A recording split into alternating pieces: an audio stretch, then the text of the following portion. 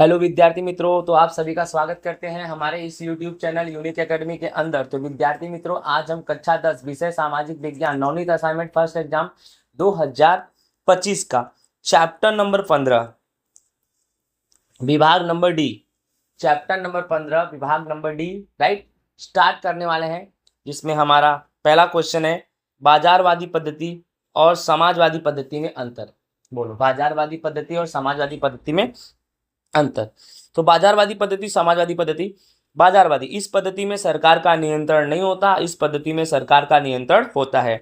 इस पद्धति में के केंद्र में सिर्फ लाभ होता है, इस पद्धति के केंद्र में लाभ के साथ साथ समाज का सेवा भी होता है। इस पद्धति में बाजार स्वतंत्र होता है, इस पद्धति में बाजार स्वतंत्र नहीं होता।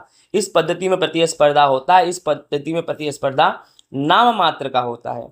इस पद्धति में संसाधन के साधनों का दुरुपयोग होता है और इस पद्धति में संसाधन के साधनों का दुरुपयोग नहीं होता। याद रखना, दुरुपयोग।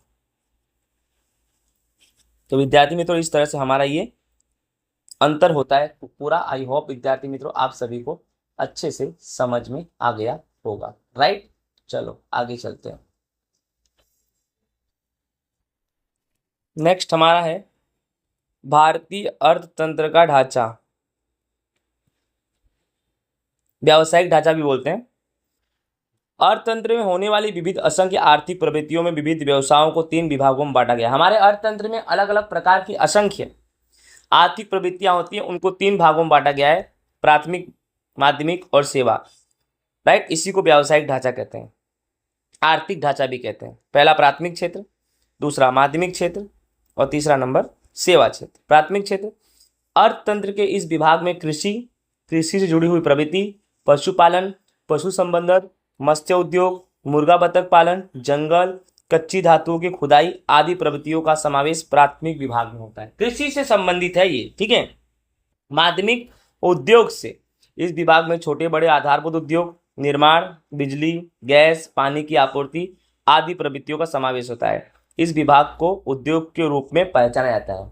राइट, जिसमें एक सुई से लेकर बड़ी बड़ी मशीनों का समावेश होता है विद्यार्थी मित्रों। राइट, नेक्स्ट सेवा विभाग। इस विभाग में अनेक विध सेवाओं का समावेश होता है, जैसे कि व्यापार की सेवा, संचार की सेवा, हवाई सेवा, समुद्री सेवा, शिक्षा सेवा, स्वास्थ्य सेवा, बैंकिंग सेवा, बीमा कंपनियां, प्रवास सेवा, मनोरंजन आदि सेवाओं का समावेश होता है विद्यार्थी मित्रों। ठीक है, इस तरह से हमारा ये क्वेश्चन नंबर 2 होता है पूरा। राइट, नेक्स्ट क्वेश्चन नंबर 3 में चलते हैं हम। विकासशील अर्थतंत्र के कोई 5 लक्षण समझाना है। तो विकासशील अर्थतंत्र के लक्षण बहुत सारे हैं, जैसे निजी प्रति व्यक्ति आय, जनसंख्या वृद्धि, कृषि क्षेत्र पर निर्भरता, आय का असमान वितरण, बेरोजगारी, गरीबी, द्विमुखी अर्थतंत्र, मूलभूत ढांचागत अपर्याप्त सुविधाएं और अंतर्राष्ट्रीय व्यापार का स्वरूप। ये सब विकासशील अर्थतंत्र के लक्षण है। इसमें से 5 को हमें समझाना है। सबसे पहला हम 1 नंबर में निजी प्रति व्यक्ति आय, 2 नंबर जनसंख्या वृद्धि, 3 नंबर कृषि क्षेत्र पर निर्भरता, ठीक है, 4 नंबर बेरोजगारी और 5 नंबर मूलभूत ढांचागत सुविधाओं का अपर्याप्त। ठीक है, इन्हीं को हम समझाएंगे, पूरा हो जाएगा हमारा ये। नीची प्रति व्यक्ति आय, विकासशील देशों की राष्ट्रीय आय नीची होती है। विकासशील देश में जो राष्ट्रीय आय होता है, नेशनल इनकम, नीचा होता है। जनसंख्या वृद्धि अधिक होता है और प्रति व्यक्ति आय कम होता है।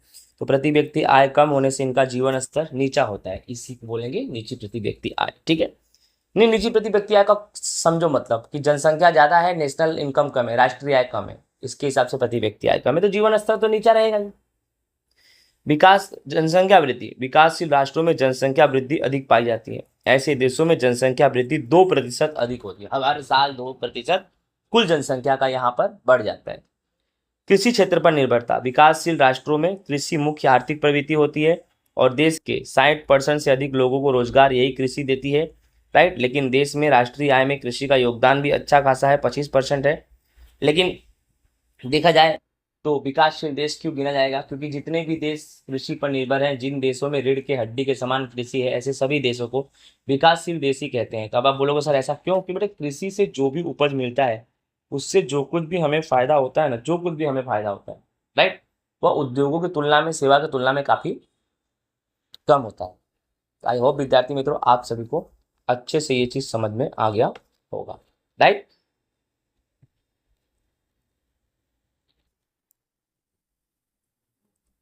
बेरोजगारी, बेरोजगारी विकासशील देशों का महत्वपूर्ण लक्षण है।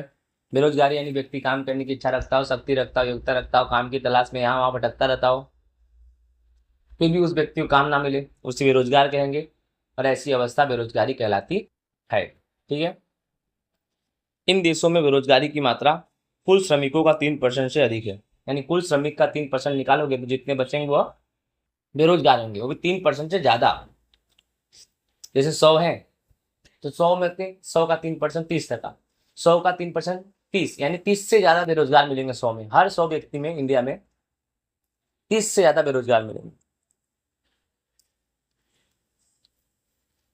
मौसम बेरोजगारी, छुपी बेरोजगारी, औद्योगिक बेरोजगारी, आदि बेरोजगारी, लंबे समय की बेरोजगारी, भारत में अलग अलग बेरोजगारी पाई जाती है। बेरोजगारी भारत की महत्वपूर्ण समस्या है, क्योंकि भारत में ढेर सारी बेरोजगारी, एक बेरोजगारी नहीं, ढेर सारी बेरोजगारी भारत में पाई जाती है। मूलभूत ढांचागत अपर्याप्त सुविधाएं, ठीक है, मूलभूत ढांचागत अपर्याप्त, मूलभूत ढांचागत सुविधाओं का अपर्याप्त विकास आएगा। ठीक है, यहाँ पे विकास, तो विकास के लिए अनिवार्य मूलभूत सुविधा जैसे कि शिक्षण, परिवहन, संचार, बिजली, स्वास्थ्य, बैंकिंग आदि चाहिए। तो इन सब चीजों का हमारे देश में विकास हुआ तो है, बट कम हुआ है, जितना होना चाहिए उतना नहीं हुआ है। ये सब है विकासशील अर्थतंत्र के लक्षण। तो आई होप विद्यार्थी मित्रों चैप्टर नंबर 15 विभाग नंबर डी होता है पूरा। आई होप आप सभी को समझ में आया होगा। जय हिंद, राधे राधे।